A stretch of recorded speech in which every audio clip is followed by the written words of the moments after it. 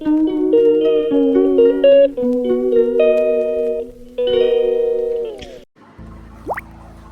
Morning বন্ধুরা, SR ব্লগে সবাইকে স্বাগত জানিয়ে আজকের ব্লগটা শুরু করছি। আর আজকে সকাল সকাল চা করে নিয়েছি নিজের জন্য। একটু সকালের রান্নাটা বসিয়ে এসেছি, এসে তারপরে চাটা করে নিয়েছি। আর চাটা খাওয়াবো, খেয়ে তারপরে গিয়ে বাজারে এসে গেছে, বাজারটা তোমাদের সাথে শেয়ার করব। আর এই যে ছোট মেয়ে বড় মেয়ে চা দিয়েছিলাম, কিন্তু আবারও চা চাচ্ছে যে আরেকটু চা দাও, আরেকটু চা দাও।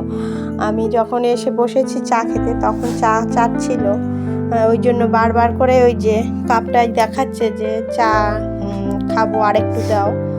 ছোটটা বড়টা ওদেরকে অল্প অল্প চা দিয়েছিলাম, কেননা কি ওদের চা খাওয়া বেশি ঠিক নয়। প্রায় দিন আমি যখন সকালে চা খাই তখনই ওরা মনে করে যে একটু চা খাবো, ওই জন্য করে বারবার এরকম বিরক্ত করে। আর দেখো বাজার থেকে মাছ নিয়ে এসেছে এই যে, আর পাশের বাড়ি দেবার্গ এসেছে মাছ দেখতে, বলছে বড় মাছ, তাই দেখতে এসেছে। একটু এটা কি মাছ আমি তো অত নাম টাম জানি না।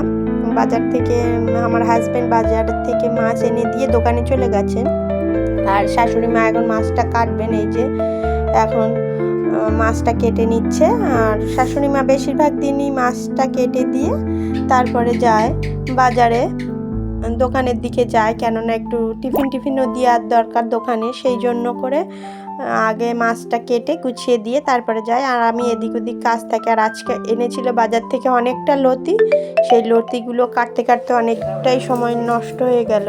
লতি কাটতে তো অনেকটাই সময় লাগে, কিন্তু আগের দিন লতি আনা হয়েছিল, সেই দিনকে আমি তো খেতে পারিনি, ওই জন্য একটু লতি নিয়ে আসা হয়েছে। আর দেখো আমি এখন সকালের লতি কাটার পরে স্নান সেরে পুজোটাও দিয়ে নিচ্ছি। পুজোটা দেয়া হয়ে গেছে, ঠাকুর পুজো দিয়ে নিয়েছি, এবারে গিয়ে রান্নাটা করে নেব।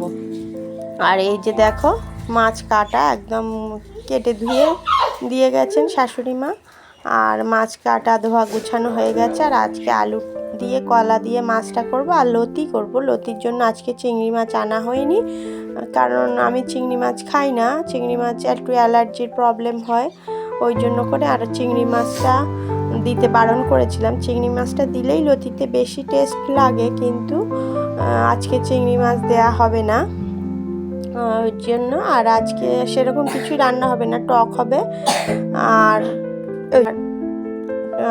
মাছ দিয়ে কলা দিয়ে ঝোল হবে আর লতি হবে, এই হবে আজকের মেনু। তাহলে ঝপঝপ রান্নাটা করে নিই, তেলটা বসিয়ে দিয়েছি, মাছ ভাজাটা করে নেব এক পাশে, আর এক পাশে লতিটা বসাবো। লতিটা হতে অনেকটাই সময় লাগে, আর লতিটা একটু হালকাভাবে রান্না করতে হয়, না হলে করে লতিটা ঘেটে যায়, মানে লাগা লাগা মতন হয়ে যায়, ওইভাবে লতি হলে ভালো লাগে না। আর লতিতে একটু বেশি করেই পেঁয়াজ রসুন দিতে হবে, কালো জিরে ফোড়ন দিয়েছি, পেঁয়াজ রসুন কাঁচা লঙ্কা সমস্ত দিয়েছি। কাঁচা লঙ্কাটা এখন দেবো না, লতির সাথে দেবো, যেহেতু এই পেঁয়াজ রসুনটা ভেজে নামিয়ে রাখবো, রেখে তারপরে লতিটা অনেকটা ভাজবো, টান টান করে ভাজতে ভাজতে পেঁয়াজগুলো পুড়ে যাবে, ওই জন্য পেঁয়াজ রসুনটা রেখে দেবো। লতিটা বেশ ভাজা ভাজা হয়ে যাবে, তারপরে ওইটা লতিটার সাথে পেঁয়াজ রসুনটা মিলিয়ে দেবো। এইভাবেই আমি রান্না করি লতিটা একটু বেশি টান টান করে রান্না না করলে গলাও লাগতে পারে, এই ভয়তে একটু লতিটা বেশিক্ষণ ধরে হালকা হাতে নেড়ে নেড়ে, এই যে লতিটা আমি এখন কাঁচা লঙ্কা আর লতিটা একসঙ্গে দিয়ে দিয়েছি, আর পেঁয়াজ রসুন ওইগুলো ভেজে তুলে রেখেছি।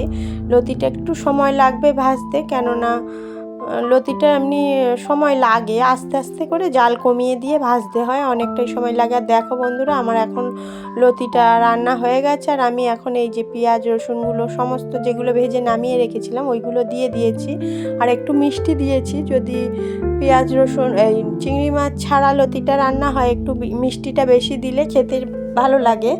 তাহলে রান্নাবান্না কমপ্লিট করে নিই, তারপরে আসছি। দেখো এই যে এবারে কাঁচকলা আলুটা ভাজা বসিয়েছি, একটু ভেজে নেব। কাঁচকলা আলু যদি একটু ভেজে নেওয়া হয় তাহলে ভালো হয়, একটু ভালো করে ভেজে নেব। মাছগুলো সমস্ত ভাজা হয়ে গেছে আমার, আর এখন আমি মাছের ঝোলটাও করে নেব, তারপরে সবাইকে খেতে দিয়ে দেবো।